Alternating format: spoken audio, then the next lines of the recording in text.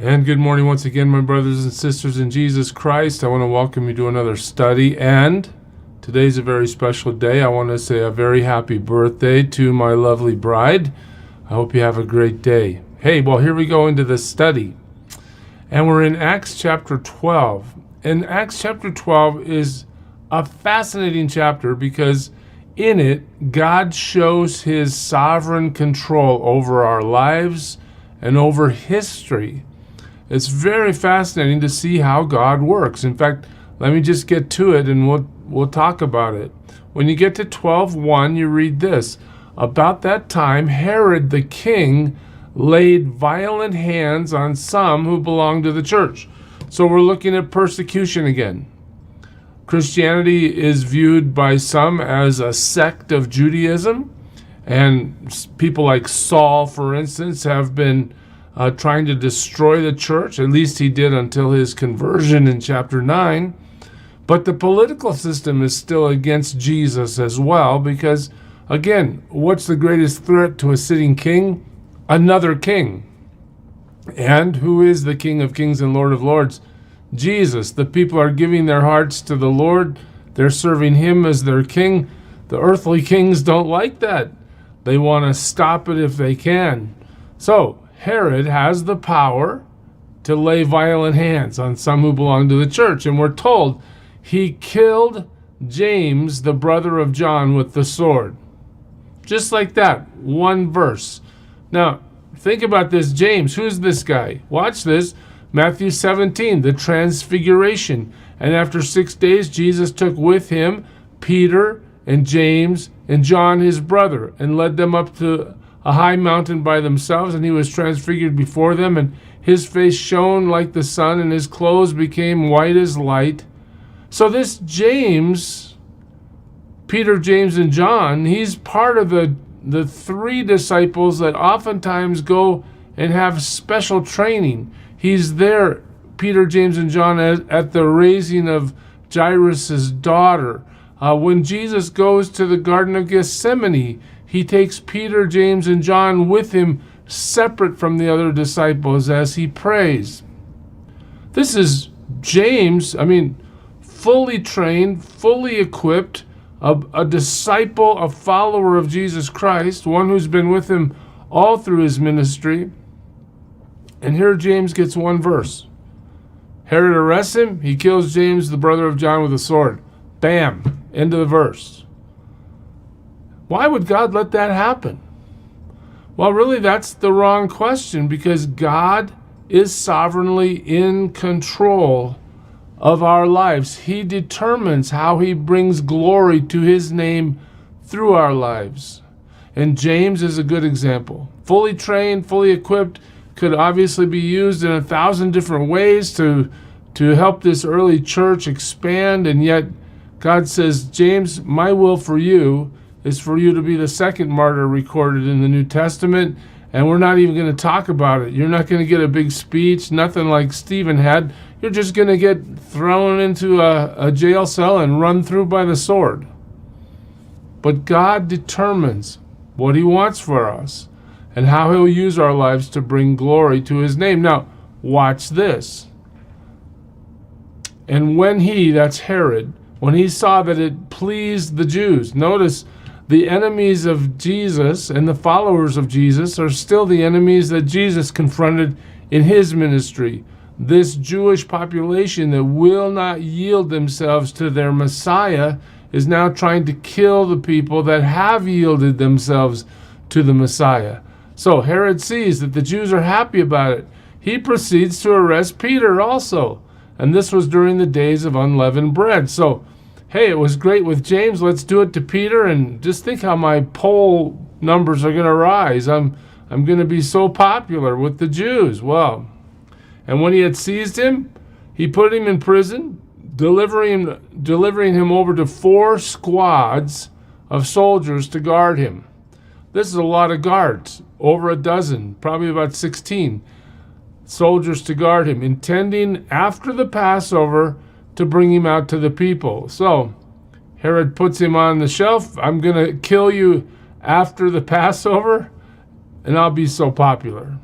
All right, Herod has a plan. He's working his plan out. He carried his plan out with James. James was executed in verse 2. Here's the plan. He's going to get Peter. What does the text tell us? So Peter was kept in prison. But look at this. But earnest prayer for him was made to God by the church. The church gathers. The church prays. This word earnest has the idea of being stretched out. They are earnestly going before God on behalf of Peter. Full strength. The whole community of faith. What does God do? Well, when Herod was about to bring him out, on that very night, Peter was sleeping between two soldiers. And just stop there for a moment. What's Peter doing, knowing that James has just been executed? He's been arrested. The execution isn't going to happen during the Passover, but we're just waiting for a day or two before we kill him. What's Peter doing? He's sleeping. Why? He's not nervous. He's resting in the knowledge that God is sovereignly in control, and God is able to determine how his life is going to be used for God's glory. He's sleeping between two soldiers, bound with two chains, and sentries before the door were guarding the prison. Verse 6, Herod has done everything he can do to make sure that when he opens that jail door, when it's time to kill Peter, that Peter's right there. But God is sovereignly in control. And behold, an angel of the Lord stood next to him, and a light shone in the cell. He struck Peter on the side and woke him, saying, "Get up quickly." And the chains fell off his hands. The angel of God visits Peter in this locked up, chained up position. The chains fall off. The angel says, "Get up." The guards are helpless. They're not even talked about here. They have nothing to respond with because they have been supernaturally dealt with. There is no more effort on their behalf because God has stopped them. The angel said to him, "Dress yourself, put on your sandals." And he did so. And he said to him, "Wrap your cloak around you and follow me." Hey, Peter, get up, get dressed. We're leaving. There it is. What happens next? Well, he went out and followed him. Peter is simply walking with the angel as the angel leads him out of this jail. He did not know that what was being done by the angel was real, but he thought he was seeing a vision. I mean, how many people get a heavenly jailbreak? And here Peter's experiencing a heavenly jailbreak, and he's not even sure it's reality. He might be dreaming it. He might be seeing it in a vision. All right, but when they had passed the first and then the second guard, they came to the iron gate leading into the city. It opened for them of its own accord, and they went out and went along one street, and immediately the angel left him. Wow. So the angel just offers Peter a heavenly jailbreak. Hey, get up, get dressed, let's go. And as they walk out of the jail, all the guards are, not dismantled, but they are put in a place where they can't respond. The gates that are locked just swing open. The angel shows Peter that it's not a dream. Here I'm taking you right out into the street. I'm going to leave you here.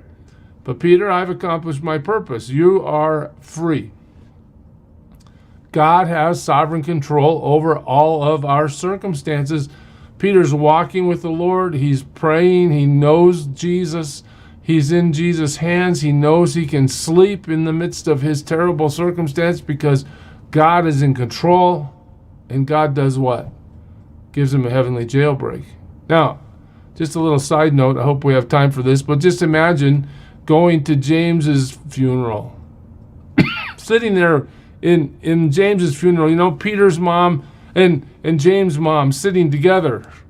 Hey, you know, James' mom says, "My son was killed by the sword in the prison of Herod." And Peter's mom says, "Well, my son was given a heavenly jailbreak, and he's still running around out there preaching the gospel." And those two ladies can look at each other and go, "Why?" Well, you have to remember that God is in control. We surrender our lives to God. We deny ourselves. We take up our cross. We follow him. He gets to determine where it is he wants to take us. He gets to determine how he wants to use our lives. Very critical thing to understand. So now we see Peter sitting out in the middle of the street, free. When Peter came to himself, he said, "Now I'm sure that the Lord has sent his angel and rescued me from the hand of Herod and from all the Jewish people," all that the Jewish people were expecting. They were getting ready to come to an execution. But God said, "No, not you, Peter. You're not going that way." When he realized this, he went to the house of Mary, the mother of John, who, let me get myself out of the way here, the mother of John, whose other name was Mark, where many were gathered together. And what are they doing? They're praying. I don't think we really fully appreciate what it is to God when his people gather and pray.